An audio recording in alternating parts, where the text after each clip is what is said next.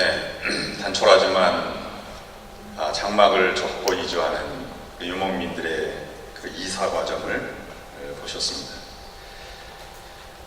단순한 삶을 배우라는 말씀의 오늘 주제는 세 가지 주제와 우리에게 어떻게 단순하게 살아가는 것이 무엇인지를 우리 묵상하는 교훈을 묵상하고자 합니다. 광야와 같은 세상을 살아가는 나그네처럼 살아가는 우리도 베두인처럼 언제나 떠날 준비를 하며 살아가는 것이 단순한 삶의 출발점입니다. 광야를 떠돌며 살아가야 하는 베두인들에게는 있어야 할 것 두 가지입니다. 하나는 낙타이고 또 하나는 장막입니다. 장막이라고 해봐야 양의 가죽 또는 염소의 가죽을 이어서 만든 것입니다. 길게 보면 가죽을 잘 누벼서 기름기를 빼고 건조시켜 사용하면 20년 정도는 사용할 수 있다고 합니다. 그리고 해야 할 일은 목초지를 따라 정기적으로 자주 이사를 해야 하는 것입니다. 이렇게 베두인들은 한 곳에 정착하지 않고 살아가기 때문에 자신의 삶의 정체성을 나그네다 이렇게 정의를 하고 있습니다. 성서에도 유목민으로 살아갔던 믿음의 조상들은 한결같이 이동하면서 생활하였고 자신의 정체성을 나그네라고 이렇게 정의하였습니다. 창세기 47장 9절 말씀에 보면 야곱이 고백한 것이 있는데요. 야곱이 바로에게 아뢰되 내 나그네 길의 세월이 130년이니이다. 내 나이가 얼마 못되니 우리 조상의 나그네 길에 연조에 미치지 못하나 험악한 세월을 보내었나이다. 야곱도 한 곳에 정착하지 못하였습니다. 어릴 때인 부엘세바에서 생활하였고 그 다음에 청년이 되어서는 에서에게 쫓겨서 삼촌 라반의 집에서 20년을 거주하였고 또 가나안 땅에 들어와서는 세겜에 살다가 마지막에 베델로 들어와서 거주하게 되었고 말년에는 자기 아들 요셉의 초청을 받아서 애굽으로 이주하여 살아가게 되었습니다. 그러므로 나그네 인생이라 이렇게 말할 만합니다.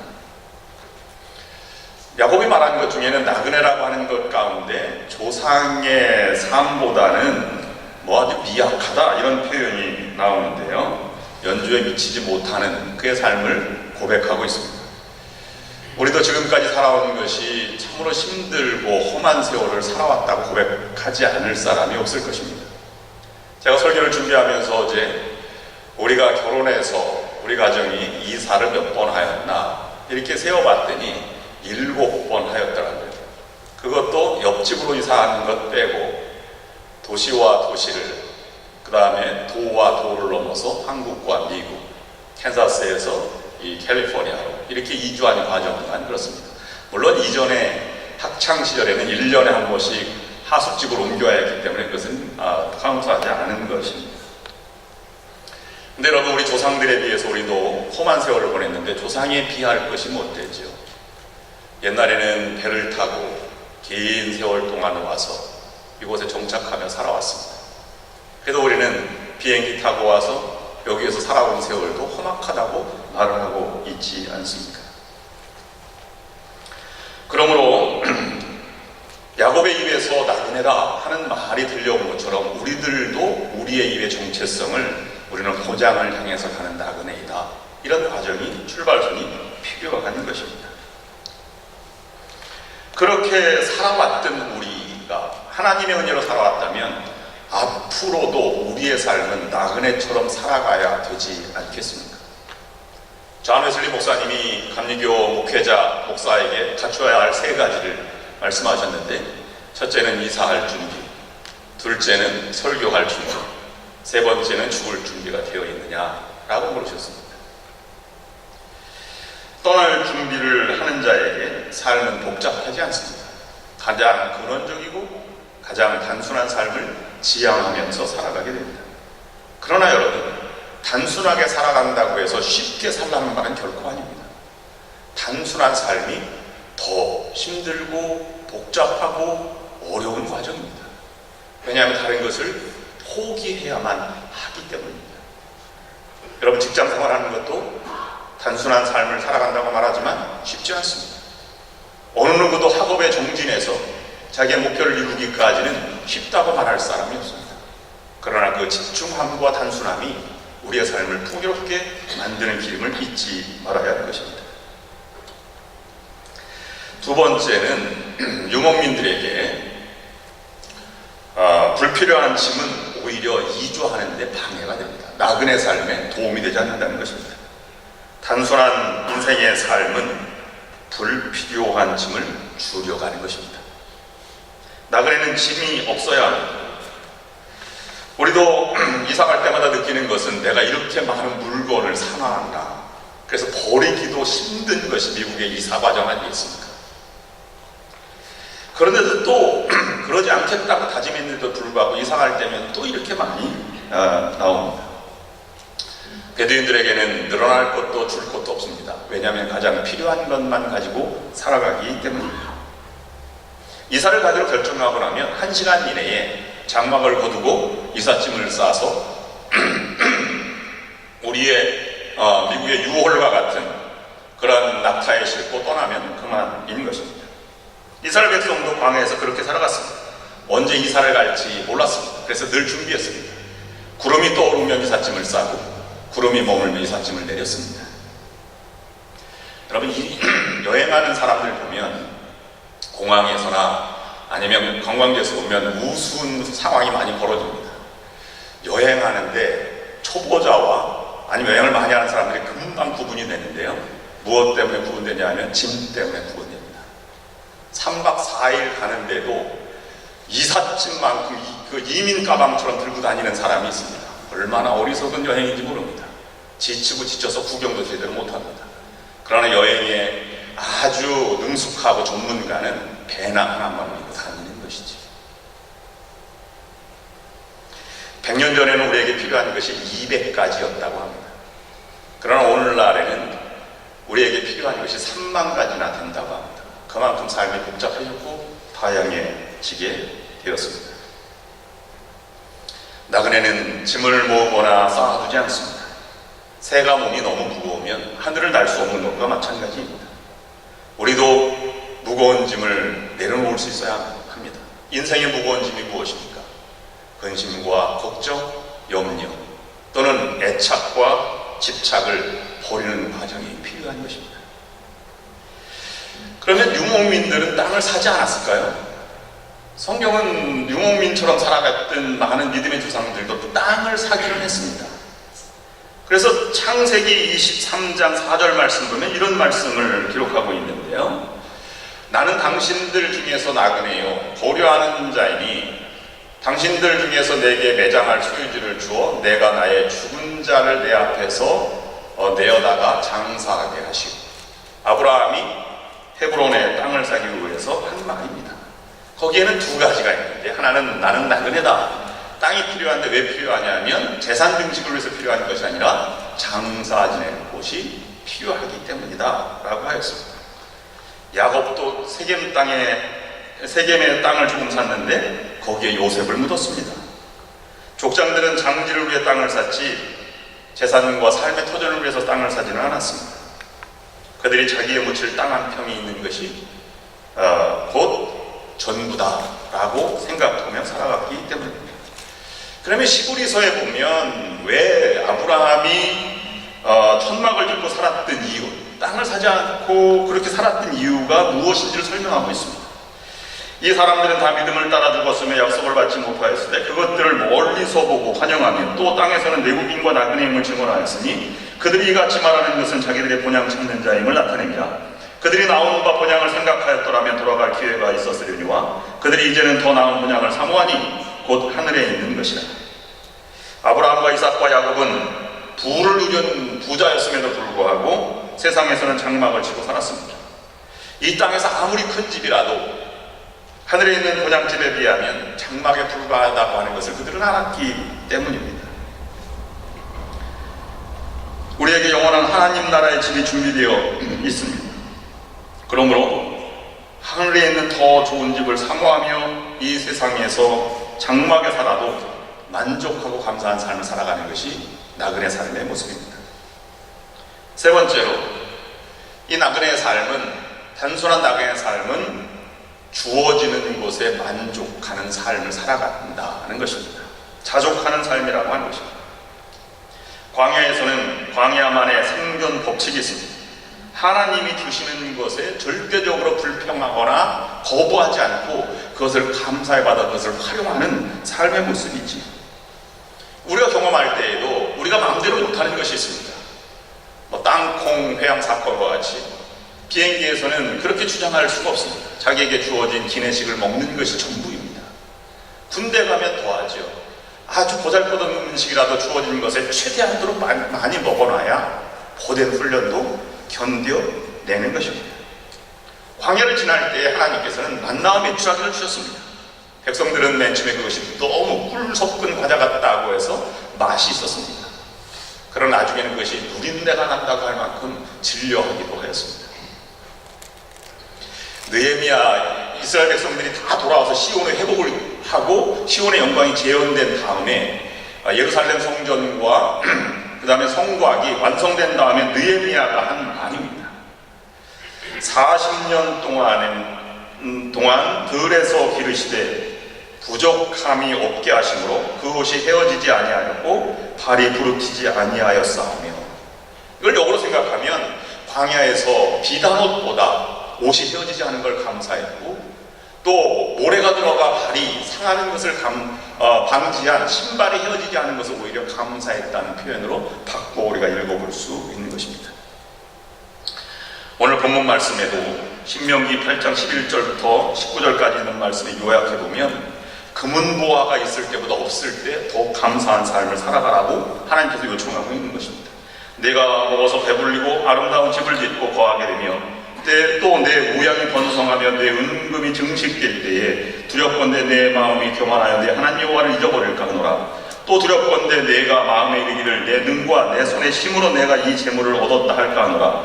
내 하나님 여호와를 기억하라. 내가 만일 내 하나님 여호와를 잊어버리면 너희가 정령이 멸망할 것이라. 광야를 지날 때에 가나안처럼 살지 말라는 것입니다. 가나안에 들어갔을 때 그것을 누릴 수 있을 때까지 광야에서는 광야의 삶을 살아가라고 말씀하고 있는 것입니다. 그러면 어떻게 하는 것이 자족하는 삶을 살아가는 것일까? 우리에게 주는 교훈은 무엇일까를 세 가지로 묵상합니다.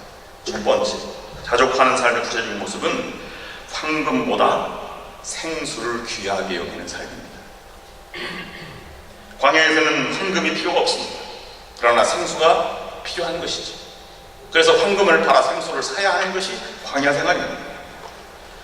광야를 지나는 사람에게 가장 필요한 것을 갖추지 못하면 그것은 살아간다고 말할 수 없는 것입니다.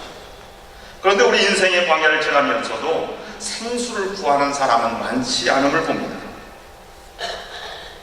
인생의 광야를 지나고 있는 우리에게 하나님은 황금을 주시기보다는 생수를 주시기를 원하십니다. 내게 오는 자는 영원히 목마르지 아니하리라. 영혼의 생수, 말씀의 생수, 은혜의 생수, 성령의 생수를 우리에게 부어주시는 분이 하나님이십니다. 어떤 사람이 너무 인생이 괴로워서 죽기로 마음먹었습니다. 근데 죽으려니까 너무 지나온 세월이 허망하고 안타까워서 어릴 때 어머니가 다니던 교회 한번 들어가서 예배를 드리고 죽겠다라고 생각해서 주일날 예배를 드렸습니다. 그날따라 목사님의 설교가 너무 은혜가 되었습니다. 그래서 죽기로 마음먹은 것을 되돌아와서 이제는 열심히 살자. 언젠가는 나도 이 어려운 광야를 벗어나서 가나안 땅에 들어갈 수 있을 것이다 라고 새로운 다짐을 하고 교회 문을 나섰습니다. 하나님이 주시는 말씀의 생수를 먹은 것입니다. 우리가 지금까지 어렵고 힘든 광야를 지나오면서 쓰러지지 않고 버틸 수 있었던 것은 하나님께서 주시는 은혜의 생수와 말씀의 생수가 우리의 삶을 지배하고 있었기 때문입니다. 그러면 앞으로도 은혜의 생수와 말씀의 생수로 우리의 피곤한 영혼과 지친 영혼을 달래주실 분이 하나님이십니다.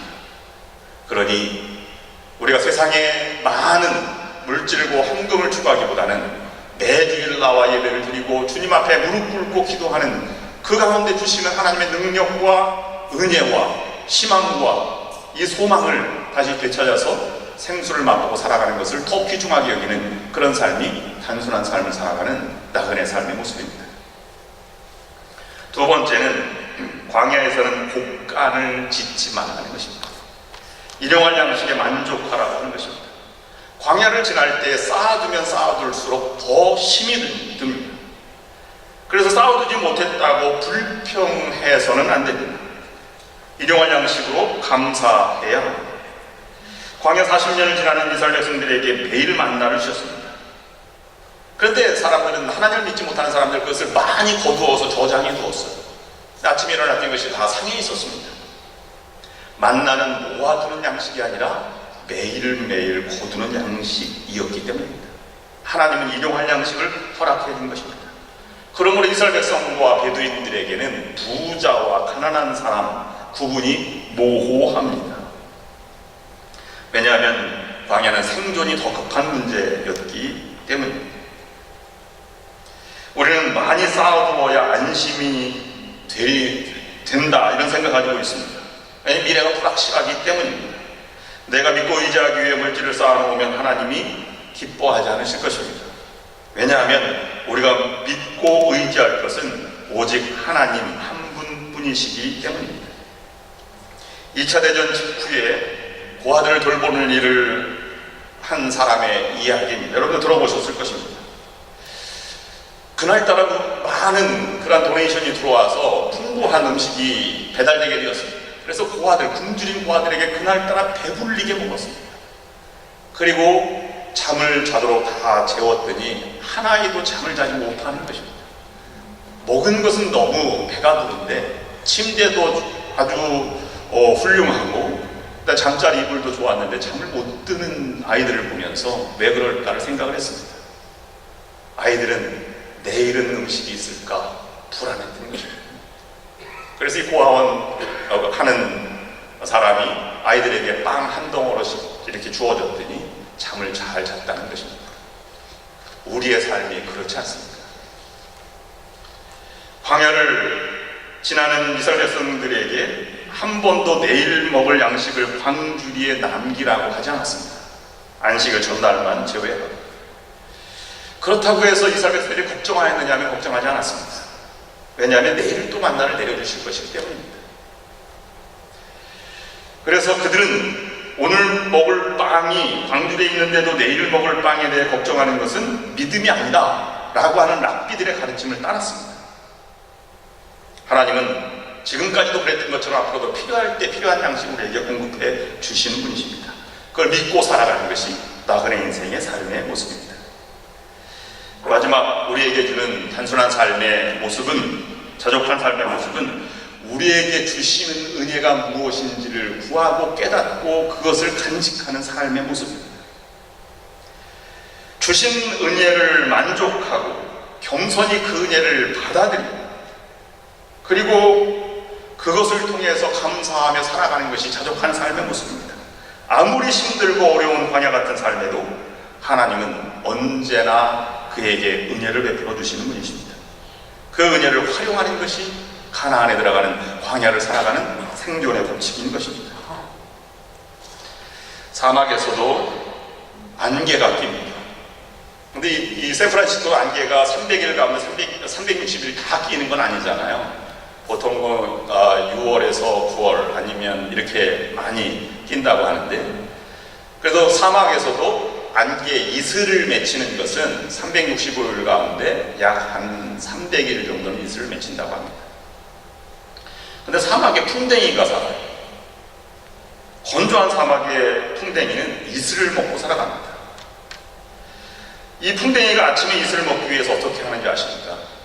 산처럼 사구라고 불리는 500m가 넘는 큰 산은 그렇겠지만 모래 언덕을 끊임없이 찾아 올라갑니다.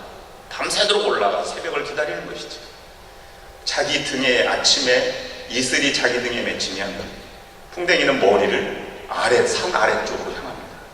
그리고 앞발을 눕혀서 고개를 숙입니다.